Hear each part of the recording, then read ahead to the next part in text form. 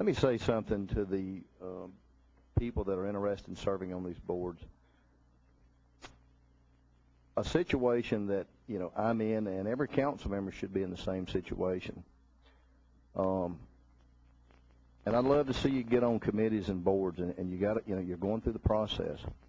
I contacted Councilman Bonino a couple of weeks ago, and I said, if you'll draft the bill, I'll sponsor it.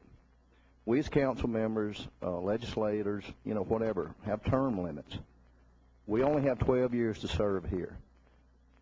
I think board members should be treated the same way. If you're on a commission or a board, if you're, if they're 3-year terms, 4-year terms, whatever, but put some term limits on those things. Now, I know we've got people that's been on some boards for 20 years.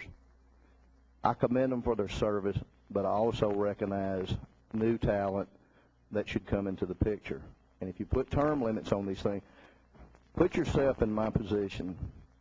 You've never been on a board, those that are here today, but I put you on a board 4 years ago, and you've done a wonderful job, just like, Ms. Jackson I was referring to. You think I could consciously look you in the face and say, look, now you've done a great job, but I'm going to take you off that board today just because somebody said they wanted somebody else? I would never do that. And I'm not going to do it to the people that has served us well. And you'll have your time just like everybody else does. But to expect me to look at a member that's on a board that served this community well and say, you did a good job for 10 years, but I don't really need you anymore. And to prevent that from happening and putting a council member in that position, me personally, everybody can speak for themselves, Mr. Bonino, I think you should go on with this ordinance, and I will co-sponsor it with you. Make term limits for board appointments, and we won't have this problem. Thank you. Thank you, Mr. Carter. Councilmember.